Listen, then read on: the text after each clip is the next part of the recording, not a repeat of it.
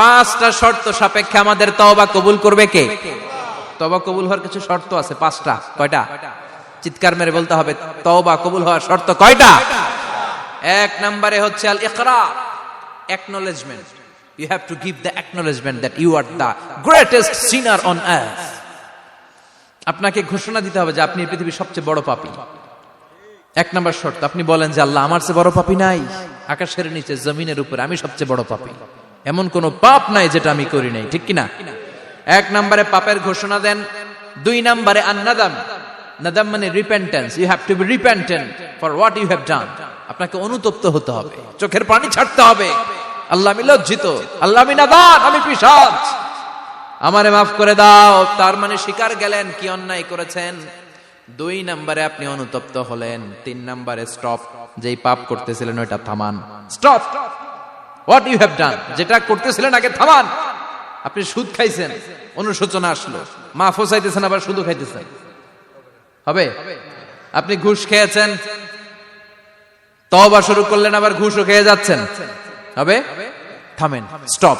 তিনটা গেল। চার number, to hate what you have done, ঘৃণা করতে হবে, যে পাপটা করেছেন মন থেকে ওই পাপটাকে ঘৃণা করতে হবে। পাঁচ নাম্বার শর্ত হচ্ছে to determine that you never repeat this sin again in your life.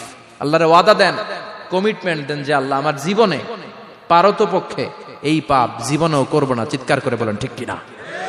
তার মানে আপনি স্বীকার যান, তারপরে আপনি অনুতপ্ত হবেন, যে পাপ করেছেন থামিয়ে দিবেন, পাপটারে মন থেকে ঘৃণা করবেন, আর আল্লাহরে ওয়াদা দিবেন, আল্লাহ আর করব না। এই পাঁচটা শর্তের আলোকে তওবা করলে জীবনের সব গুনাহ মাফ করে দিবে কে? তওবার মতো তওবা করো, সব গুনাহ মাফ করতে পারে কে? তওবা করবেন তো? রাজি আছেন? কবে করবেন? এই মুহূর্তে তওবা করলাম, এই মুহূর্তে আল্লাহর কাছে ক্ষমা চাই, আল্লাহ জীবনের সব গুনাহ মাফ করে দাও। আমাদের দেশে তওবা করার জন্য হুজুর লাগে, কথা কন, পীর সাহেব হুজুর, বড় হুজুর, ছোট হুজুর, হাফেজ সাহেব লাগে না? হাফেজ সাহেব, ইমাম সাহেব, এদের ছাড়া নাকি তওবা হয় না। না, এটা ভুয়া কথা। আপনি অনুতপ্ত হন, আপনি চোখের পানি ছাড়েন, আপনি আপনার রবরে বলেন, ক্ষমা করে দিবে কে? ইমাম সাহেব আসতে হবে, শর্ত না। পীর সাহেব হুজুর এসে হুজুরের হাতে হাত রেখে তওবা পড়তে হবে, শর্ত না। আপনার রবরে ডেকে চোখের পানি ছেড়ে ক্ষমা চান, ক্ষমা করবে কে?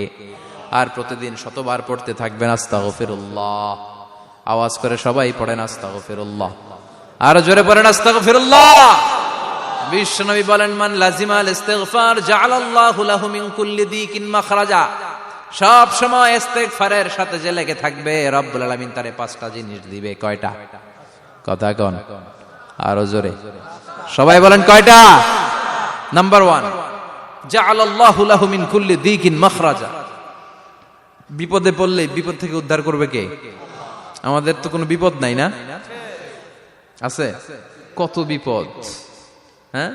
রাস্তাঘাটে দুর্ঘটনা হতে পারে, যে কোনো সময় ভূমিকম্পে পড়তে পারি, বজ্রপাত পড়তে পারে না, ঠেড়া পয়রা মানুষ নাই, আছে না নাই?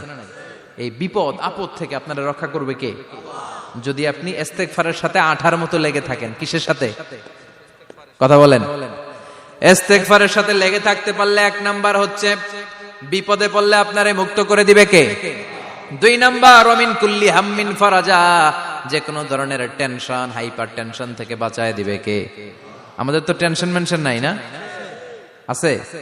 লাইফ নিয়ে টেনশন, বাঁচার টেনশন, মরার টেনশন, ক্যারিয়ারের টেনশন, রাস্তাঘাটে যানজট, এটার টেনশন, পুলিশের দৌড়ানি, র্যাবের দৌড়ানি, বাড়ির ভাড়া, গ্যাস বিল, বিদ্যুৎ বিল, ছেলে মেয়েদের লেখাপড়া, কত টেনশন। এই সব টেনশন থেকে আপনারে মুক্ত করে দিবে কে? তিন নম্বরে, ওয়ারযুকহু মিন হাইসু লা ইয়াহতাসিব, এমন জায়গা থেকে আল্লাহ আপনার রিজিকের ব্যবস্থা করবে আপনি কল্পনাই করতে পারবেন না। সুবহানাল্লাহ পড়েন। চার নম্বরে, সবসময় ইস্তেগফার যদি পড়া হয়, আল্লাহর কোনো আযাব ওই বান্দার উপরে আসে না। ওমা কানাল্লাহু মুআযযিবাহুম ওয়া হুম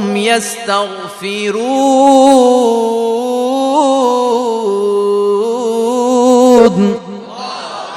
যতক্ষণ আমার বান্দা আমার কাছে ইস্তেগফার পড়তে থাকে, আমার কোনো আযাব বান্দারে পাবে না। যতক্ষণ ইস্তেগফার পড়বেন, আল্লাহর কোনো আযাব আপনার উপর আসবে না। চারটা গেল। পাঁচ নাম্বার, বারবার ইস্তেগফার পড়লে রফিক ভাই, আল্লাহ আপনার মুস্তাজাবুদ দাওয়া বানিয়ে দিবে। দোয়া করা মাত্র কবুল করে নিবে কে? মুস্তাজাবুদ দাওয়া বুঝেন তো, মানে যিনি হাত তুলতে দেরি কবুল হতে দেরি হয় না। বারবার বারবার ইস্তেগফার পড়ে দেখেন যে আপনার দোয়া কেমনে কবুল হয়।